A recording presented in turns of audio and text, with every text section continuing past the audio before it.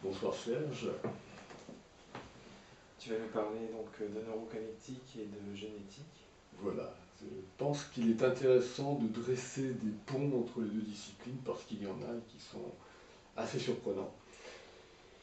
Alors commençons par un début. Lorsqu'on dit bonjour à quelqu'un, le fameux shake hand, donc on va dire bon, serrer la main en français, agiter la main en anglais, donner la main en espagnol, mais en tous les cas, il y a un mouvement. Mais ce mouvement, quel est-il? Alors qu'il vienne de la copie mimétique accidentelle de l'oncle un tel, de la tante tel autre, on ne sait pas trop, mais en tous les cas, on serre la main.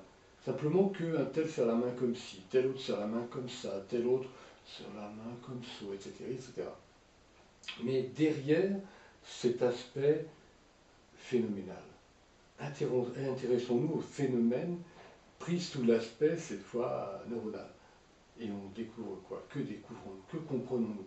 Bien qu'il y a des arborescences de neurones qui, dans cette région-là, qui commande le mouvement des mains, dans celle-ci précisément, pour la main droite, vont, ces groupes de neurones, s'activer de telle ou telle manière. C'est-à-dire, groupe de neurones, ça veut dire le neurone A, qui va déclencher l'activation du neurone B, puis du neurone C, puis du neurone D, etc. Et quand on voit tout ça, on voit qu'à un moment donné, on va pouvoir distinguer. C'est un peu Mendel, avec Johann Wolfgang Mendel, le fondateur de la génétique, avec ses petits pois. D'une certaine manière, voilà, on est devant le personnage qui se dit, voilà, je pousse, je plante mes petits pois, ils poussent dans tel ordre. Puis soudainement, on a un moment, on va les réessayer. Puis là, on s'aperçoit que ce petit pois-là, il n'est plus comme ce petit pois-ci. Oh, j'ai dû commettre une erreur, je n'ai peut-être pas gardé ma bonne variété. Allez, groupe témoin. Surprise, on s'aperçoit que la génération F2, la génération F3 sont peut-être différentes de la génération F1 de petits pois. Oh là là. Et là, on va s'apercevoir que on est devant une interrogation. Je serre la main comme ci, un autre serre la main comme ça, un troisième comme ça. Est-ce qu'on ne serait pas devant un processus similaire? Mais je garde le mystère pour un petit peu après, je te donne une autre explication. On dit bonjour à quelqu'un. Bonjour Monsieur Dupont, comment allez-vous? On peut même oublier le serrage de main. Bon. Et puis on a aussi, cher Monsieur Dupont, comment allez-vous? Ou on a, Monsieur Dupont, alors ça va? Bon, mais tout ça, pareillement, ce sont donc des voies neuronales. Je disais une amie qui est professeure à l'ENS, elle me disait, il nous parle de ribosomes. Et oui, c'est ça, exactement. On a ces embranchements, ces arborescences neurales qui s'installent, mais qui s'installent, on ne sait pas trop pourquoi. Alors, on peut aussi se poser des questions. Alors, sur l'histoire des petites souris, on va aller plus loin du temps des successeurs de Johann Gregor Mendel, comment s'appelait-il? Ça y est, son nom m'échappe, il y avait l'allemand, il y avait le hollandais, enfin, que je cite au moins un nom, Hugo de Vries. Bon, qu'est-ce que c'est l'observation? C'est de se dire, voilà, on a une souris grise de telle sorte, une souris blanche de telle autre, et puis on les amène à se reproduire. Eh bien, dans la deuxième génération, est-ce qu'on n'aura pas, alors pour telle espèce, ou pour telle variété, pardon, de souris, on va penser à nos variétés en botanique, donc je garde ce mot-là, eh bien, on va se dire, tiens, surprenant, deuxième génération, elles sont toutes les deux grises. Ou bien, dans telle autre, deuxième génération, elles sont toutes les deux blanches. Mais troisième génération, elles sont, alors ici, toutes les deux blanches et non plus toutes les deux grises, ou le contraire. Et puis là-bas, ce sera une qui était grise, elle devient blanche, et l'autre, elle devient grise. Mais ça croise la première génération. Donc F3 sera le contraire de F1, avec un F2 bizarre. Ou alors, F2 sera le contraire de F3, enfin plutôt F3 le contraire de F2. Donc on se dit, il y a plein de questions à se poser. On peut même se demander pourquoi, alors les yeux, pourquoi quelqu'un que tu vois avec des yeux bleus, avait papa et maman avec des yeux marrons? Bah oui, parce qu'il y avait peut-être grand-maman, quelque part, d'un côté ou d'autre, qui avait des yeux bleus. Bref. Donc là, on est devant quelques petites interrogations. Mais alors, quelques petites interrogations qui nous amènent à nous dire, que se passe-t-il de nouveau sur le plan de l'imagerie par résonance magnétique fonctionnelle? On va découvrir qu'il y a des arborescences qui sont en fait des neuroprogrammes et des neurosous-programmes. Et oui. Et là, on commence à se dire, mais donc, tout ça a l'air de se structurer d'une façon qui passe à travers nous sans nous. Alors là, autant parler de libre arbitre, tu avais écrit un bel article là-dessus.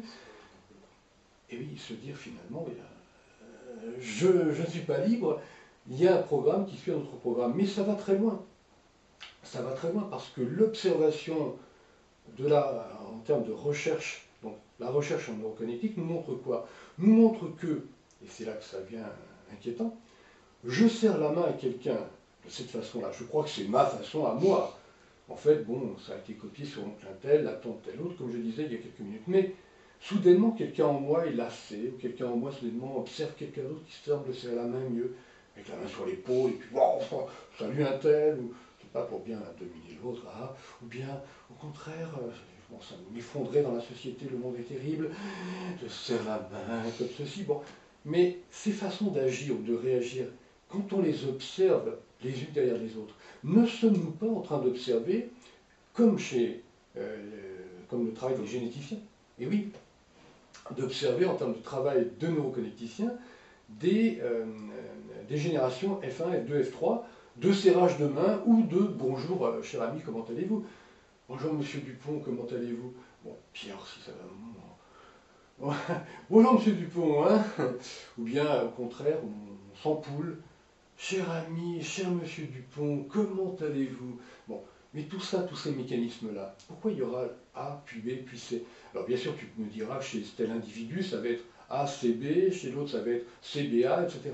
Mais en tous les cas, on observe bien, pareillement, qu'il y a une logique du vivant, là, clin d'œil évidemment à François Jacob, une logique du vivant qui va nous amener à avoir, alors comme on sait par exemple que la langue, que nous parlons, on utilise le français, la langue à l'origine est toujours gutturale et tend vers le labial. Donc on sait par exemple que le danois qui a donné l'allemand, qui a donné l'anglais, on comprend bien la labialisation d'une langue, on s'aperçoit aussi que les Romains tardifs disaient ecce, ecce homo, alors que les Romains tutifs, la Rome antique ancienne, avaient un ecce homo, beaucoup plus dur. Donc on comprend bien qu'on est d'abord du combattant dur à plus doux. Eh bien, on comprend que ces structurations neurales sous-jacentes, je dirais même, à la structure même des neurones. On est un peu dans les travaux de Jacques Monod qui s'interroge sur mais comment y a-t-il une comment il avait son expression donc, sur cette téléonomie, comment y a-t-il une intelligence de la cellule qui amène la cellule à être capable de savoir comment elle doit se comporter, alors qu'on ne lui a pas mis une cellule neurale pour penser dans elle, puisque une cellule ne contient pas de cellule. Quoique j'y reviendrai sur un autre plan dans quelques minutes, mais bon, j'ai encore quelques instants, tu m'avais imparti un format d'une quinzaine de minutes, donc je vais essayer de répondre pleinement à ta question en revenant sur donc, notre travail de recherche en neuroconnectique, qui était donc d'abord et avant tout de la recherche fondamentale, jusqu'au moment où on s'est rendu compte que là, il y avait un souci. Comment pouvoir observer, je dirais in vivo, mon appareillage qui change, alors, je crois naïvement que c'est moi qui change maintenant. On revient au conditionnement. On revient au conditionnement, exactement. Bonjour monsieur Dupont. Ah, cher monsieur Dupont, comment allez-vous? Et non, en fait, ce sont des conditionnements qui se suivent avec des neuroprogrammes, des neurosous-programmes dans la machinerie, qui s'activent soudainement. Donc il y a une génération F1, F2, F3 de programmation. Et moi, naissant là-dedans sans le savoir, apparaissant dans ce qui se passe, je crois que ce serait moi qui déciderais, alors que je n'y suis pour rien. Mais surtout, il y a un moment où, voilà, exactement, où la recherche fondamentale n'est plus suffisante, où il nous faut aborder la recherche expérimentale en nous disant, est-ce que je peux suivre de l'intérieur, quand ça a lieu, in vivo, ces programmes se mettant en œuvre? Et à ce moment-là, quelle est ma ressource? Je vais être capable d'auto-observation, donc je vais laisser poindre un auto-observateur au fond de moi, et donc si jamais je serre la main comme ci, ou moins ça, la machine serre la main comme ci, au lieu que je ne le sache pas, là je vais le savoir, je vais observer que c'est comme ci et pas comme ça. C'est pas comme ça, c'est pas... Bon, j'observe. Mais quand j'observe, que se passe-t-il? Je reviens de nouveau, on met de côté les bases phénoménales, vers les bases neurales. En fait, on n'est pas devant, ce qui apparaît souvent Par exemple, beaucoup de chercheurs travaillent actuellement sur la décision. Et ils travaillent sur les rétroactions. Mais moi, ça ne m'a pas intéressé. Je me suis intéressé aux travaux de Gerald Edelman, c'est-à-dire les réentrances. Pourquoi? Parce que rétroaction, ça voudrait dire qu'on va du neurone A vers le neurone B, vers le neurone C, vers le neurone D, puis on partirait de D vers C, vers B, vers A. Mais là, non. Nous, on reprend de nouveau la chaîne à partir de A, et on part. Mais au bout d'un certain temps, il y a donc, on va dire signalisation, il y reviendra peut-être un peu après, mais il y a surtout sélection et stabilisation. Exactement. Et c'est là qu'on a cette structure qui s'installe, on a l'impression qu'on est dans moi-je, bien établi dans le mécanisme. Bonjour Monsieur Dupont, comment allez-vous? Mais en réalité, c'est un programme, et quand après ça va être cher Monsieur Dupont, comment ça va chez vous? Eh bien, c'est de nouveau la suite du processus F1, F2, F3. Et c'est là que on peut se dire, mais y a-t-il un moyen de s'en sortir? Et cette auto-observation, elle nous y mène. Si on la pousse très loin, les systèmes de zen, de mindfulness, toutes les techniques de méditation, bien fumer son joint, c'est pareil. C'est qu'en fait, alors fumer le joint, tu le sais, Serge, on en a tellement parlé, mais c'est la route de la serrure, donc c'est comme dans le principe de la nicotine, j'y reviendrai un petit peu après. Quand on fume du tabac, et bien en fait on met sur les récepteurs cholinergiques, donc qui attendent de l'acétylcholine, on leur donne de la nicotine qui est une fausse clé qui s'installe, donc c'est analogue, sur la bonne serrure et qui arrive à l'ouvrir.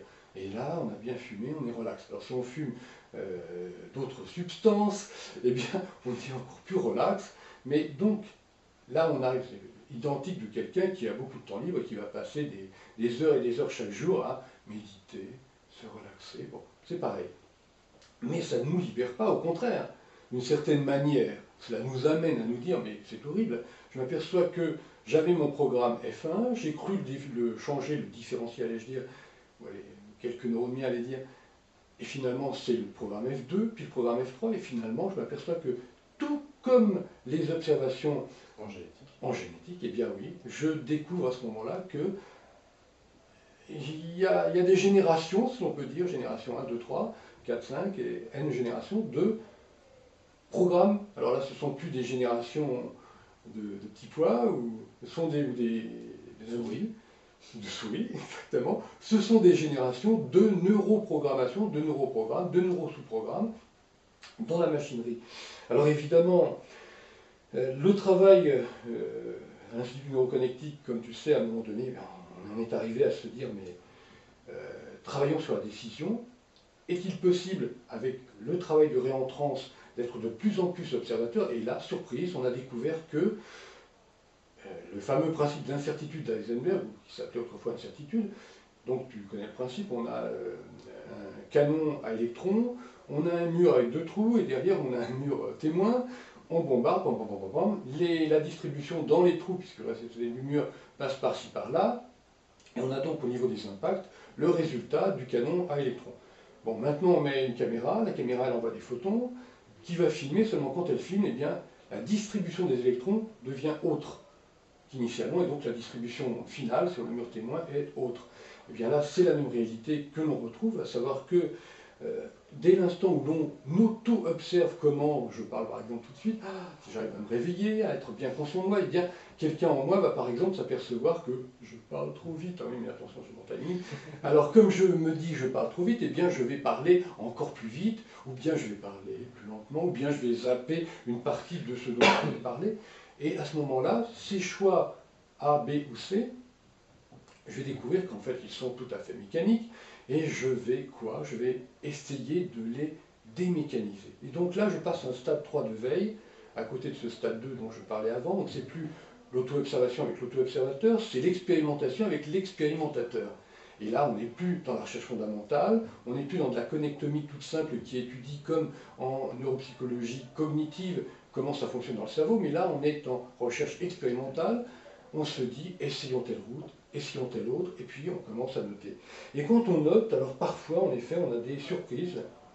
Alors les surprises, pour l'instant, la recherche en neuroconnectique s'arrête là. On en est à avoir commencé à se dire, en termes d'imagerie, par résonance magnétique, cette fois non plus fonctionnelle, mais diffusionnelle, que quand on suit